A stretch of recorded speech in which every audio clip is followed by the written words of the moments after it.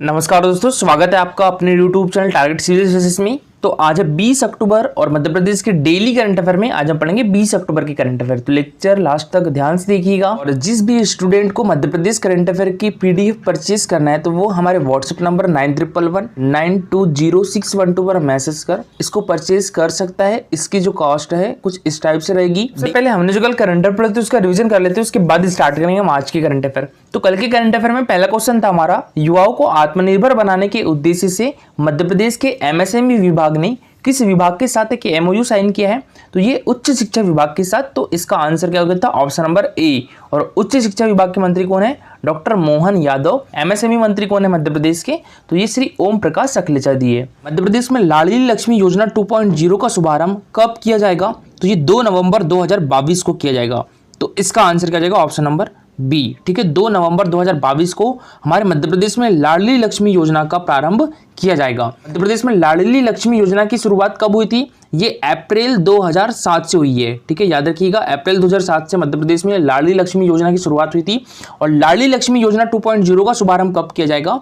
तो ये 2 नवंबर 2022 को किया जाएगा। दोस्तों, लाडली लक्ष्मी योजना क्या है? तो बालिका जन्म के प्रति जनता में सकारात्मक सोच, लिंग अनुपात में सुधार, बालिकाओं की शैक्षणिक स्तर तथा स्वास्थ्य की स्थिति में सुधार तथा उनके अच्छे भविष्य की आधारशिला रखने के उद्देश्य से लाडली लक्ष्मी योजना मध्य प्रदेश में 2007 से लागू की गई थी। यहाँ पूछा जाए कि लाडली लक्ष्मी योजना एक्ट कब लागू हुआ था? तो ये 2010 में लागू हुआ था। इस योजना के अंतर्गत बालिका को 1,18,000 रुपए दिए जाते हैं। देखिए, सबसे पहले बालिका की कक्षा 6 में प्रवेश होने पर 2,000 रुपए की राशि दी जाती है। उसके बाद कक्षा 9 में प्रवेश लेने पर 4,000 रुपए की राशि दी जाती है। उसके बाद 11वीं कक्षा में प्रवेश लेने पर 6,000 रुपए की राशि, 12वीं कक्षा में प्रवेश लेने पर 6,000 रुपए की राशि दी जाती है। उसके बाद बालिका की आयु 21 वर्ष होने पर 1 लाख रुपए की राशि प्रदान की जाती है। यहाँ पर एक शर्त है कि बालिका का विवाह 18 वर्ष के बाद हुआ हो। क्वेश्चन है हमारा, मध्य प्रदेश का पहला हैप्पी शॉप किस जिले में खोला गया है? तो ये हमारे मध्य प्रदेश की राजधानी भोपाल में खोला गया है। तो इसका आंसर हो जाएगा ऑप्शन नंबर बी। ठीक है, भोपाल।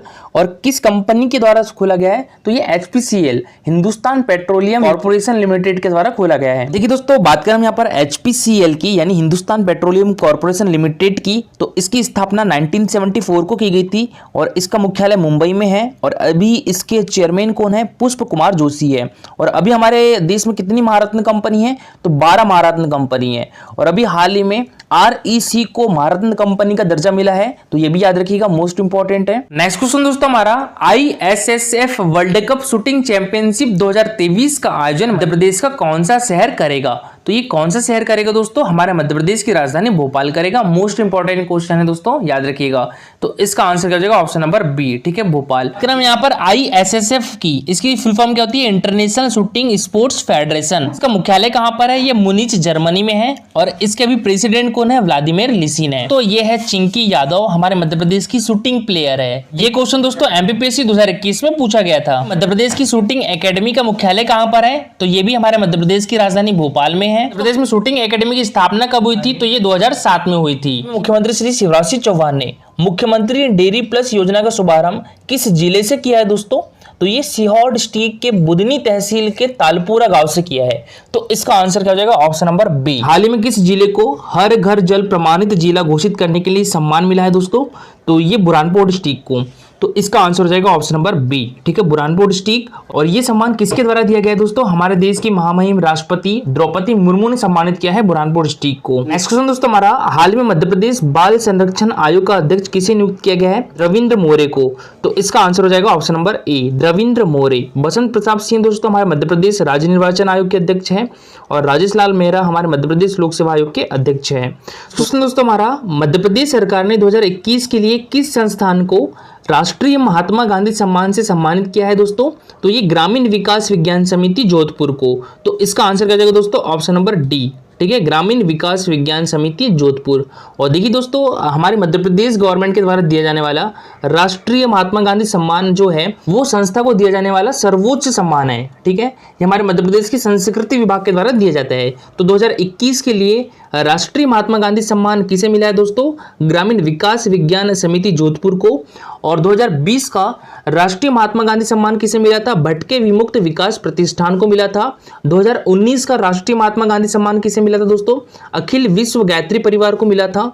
और 2018 का राष्ट्रीय महात्मा गांधी सम्मान किसे मिला था? ये लोकायुक्त पुणे को मिला था।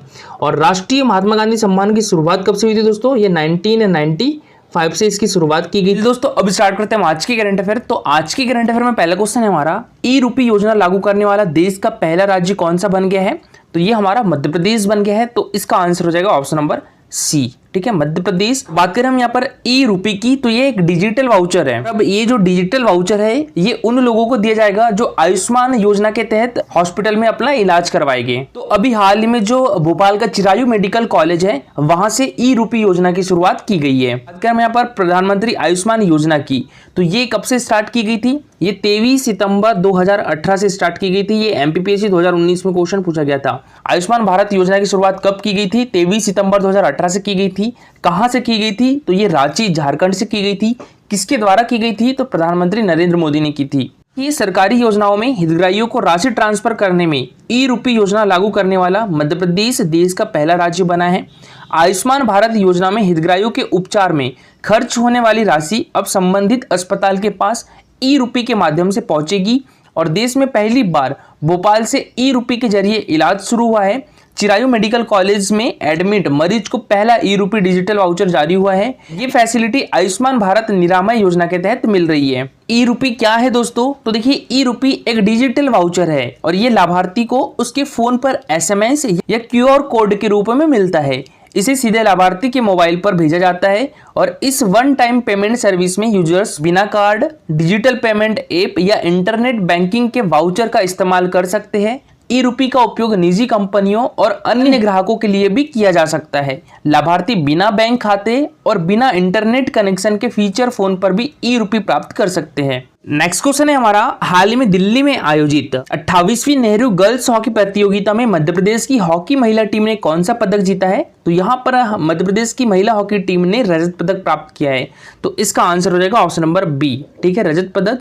और बात करें हम यहाँ पर मध्य प्रदेश महिला हॉकी टीम की, तो इसकी एकेडमी कहाँ पर है? यह हमारे मध्य प्रदेश के ग्वालियर डिस्ट्रिक्ट में है और इसकी स्थापना 2006 में हुई थी, ठीक है। देखिए, महिला हॉकी एकेडमी की स्थापना कब हुई थी? तो ये 2006 में हुई थी। और पुरुष हॉकी एकेडमी की स्थापना 2007 में हुई थी। और पुरुष हॉकी एकेडमी कहाँ है हमारे मध्य प्रदेश में? तो ये हमारे मध्य प्रदेश की राजधानी भोपाल में है। महिला हॉकी एकेडमी ग्वालियर में है, पुरुष हॉकी एकेडमी कहाँ पर है? तो ये भोपाल में है। तो हमारे मध्य प्रदेश गवर्नमेंट के द्वारा 19 वर्ष से कम आयु वर्ग के खिलाड़ियों को एकलव्य पुरस्कार दिया जाता है। तो हॉकी के क्षेत्र में एकलव्य पुरस्कार 2020 से किसे सम्मानित किया गया है? तो ये साधना सेंगर को किया गया है, ठीक है, मोस्ट इंपोर्टेंट है, याद रखिएगा। 2020 का एकलव्य पुरस्कार हॉकी के क्षेत्र में किसे मिला है? तो साधना सेंगर को मिला है। और साधना सेंगर का संबंध किस डिस्ट्रिक्ट से है? तो ये नर्मदापुरम से है। देखिए, हमारे मध्य प्रदेश गवर्नमेंट के द्वारा जो 19 वर्ष से अधिक आयु वर्ग के खिलाड़ी होते हैं तो उनको विक्रम पुरस्कार दिया जाता है। और विक्रम पुरस्कार हमारे मध्य प्रदेश सरकार के द्वारा दिया जाने वाला खेल के क्षेत्र में उत्कृष्ट पुरस्कार भी है। तो इस बार विक्रम पुरस्कार 2020 हॉकी के क्षेत्र में किसे दिया गया है? तो ये विवेक सागर को मिला है। और विवेक सागर का संबंध भी किस डिस्ट्रिक्ट से है? तो नर्मदापुरम से है, ठीक है। तो दोनों का संबंध नर्मदापुरम डिस्ट्रिक्ट से है, साधना सेंगर का भी और विवेक सागर का भी। और देखिए, जो विश्वामित्र पुरस्कार है ये हमारे मध्य प्रदेश गवर्नमेंट के द्वारा कोचेस को दिया जाता है। ये भी क्वेश्चन दोस्तों एमपीपीएससी 2020 के प्री में पूछा गया था। मध्य प्रदेश में प्रशिक्षकों को कौन सा अवार्ड दिया जाता है? तो विश्वामित्र पुरस्कार दिया जाता है। और इस बार दोस्तों हॉकी के लिए विश्वामित्र पुरस्कार किसे मिला है? तो डॉक्टर हबीब हसन को मिला है। याद रखिएगा, डॉक्टर हबीब हसन को हॉकी के क्षेत्र में विश्वामित्र पुरस्कार दिया गया है। और डॉक्टर हबीब हसन का संबंध किस डिस्ट्रिक्ट से है? तो भोपाल डिस्ट्रिक्ट से है। और देखिए, अभी हाल में 36वें राष्ट्रीय खेलों का आयोजन कहां पर किया गया? तो ये गुजरात में किया गया। कब से कब तक? तो ये 29 सितंबर से 12 अक्टूबर तक की किया गया था। तो इसमें हमारे मध्य प्रदेश की महिला हॉकी टीम ने कौन सा पदक जीता है? तो ये कांस्य पदक जीता है, ठीक है। तो ये भी इंपॉर्टेंट है, याद रखिएगा। नेक्स्ट क्वेश्चन है हमारा, हाल ही में मध्य प्रदेश की सबसे लंबी रेलवे सुरंग रीवा सीधी जिले के बीच बनकर तैयार हुई है। इस सुरंग की लंबाई कितनी है? तो इस सुरंग की लंबाई 3.33 किलोमीटर है। तो इसका आंसर हो जाएगा ऑप्शन नंबर बी, ठीक है, 3.33 किलोमीटर। रेलवे सुरंग की बात करें तो इसकी लागत 140 करोड़ रुपए आई है। इसकी लंबाई जो है 3,338 मीटर है और इसका निर्माण किस एजेंसी ने करवाया है? अबीर infrastructure private limited, new Delhi ने। इसकी काम की शुरुआत 2017 में स्टार्ट हुई थी और इसका काम अप्रैल 2022 में पूरा हो गया है। ये 8 मीटर चौड़ा है और इसकी ऊंचाई भी 8 मीटर है और सुरंग के मलबे का उपयोग ट्रैक बिछाने में हुआ है। और देखिए सुरंग में सुरक्षा के इंतजाम कौन कौन से, तो इसमें 50 से ज्यादा CCTV लगाए गए हैं, 50 से 100 के बीच लाइटें हैं। ट्रेन आने पर टनल के अंदर अनाउंसमेंट होगा। ट्रेन के एक तरफ 4 पहिया वाहन के लिए रास्ता और आपात स्थिति में इस रास्ते का उपयोग हो सकेगा। मध्य प्रदेश की सबसे लंबी सिंगल लेन रेलवे टनल बनकर तैयार है। 3.33 किलोमीटर लंबी सुरंग रीवा के गोविंदगढ़ में छुहिया घाटी को काटकर बनाई गई है। सुरंग रीवा और सीधी के बीच ललितपुर सिंगरौली रेलवे लाइन पर है। रीवा सीधी सिंगरौली की इस रेलवे लाइन में बांसा के बाद सीधी जिले का पहला रेलवे स्टेशन रघुनाथपुर रहेगा। तो हमारे देश की सबसे लंबी रेलवे सुरंग कौन सी है, तो वो है पीर पंजार रेलवे सुरंग। इसका नाम बनिहार रेलवे सुरंग भी है। इसकी लंबाई कितनी है, तो ये 11.215 किलोमीटर है और ये कहां पर है, तो ये जम्मू कश्मीर में है और ये भारत में इस तरह का सबसे लंबा और एशिया में दूसरा सबसे लंबा परिवहन मार्ग है। और नटुवागी सुरंग कहां पर है, तो ये महाराष्ट्र में है। करबुड़ सुरंग कहां पर है, तो ये भी महाराष्ट्र में है। और बेदेवाड़ी सुरंग भी कहां पर है, तो ये महाराष्ट्र में है। त्रिवेंद्रम पोर्ट सुरंग केरल में स्थित है। सांगालदान सुरंग जम्मू कश्मीर में स्थित है। भवरटोंग सुरंग छत्तीसगढ़ में स्थित है और यह भारत की सबसे छोटी सुरंग है। इसकी लंबाई 1024 मीटर है। और 9.02 किलोमीटर की लंबाई वाली अटल सुरंग दुनिया की सबसे लंबी राजमार्ग सुरंग है, जो भारत के मनाली को लाहौल स्पीति घाटी से जोड़ती है। और ये क्वेश्चन मोस्ट इंपॉर्टेंट है, कई बार एग्जाम में अभी पूछा जा चुका है।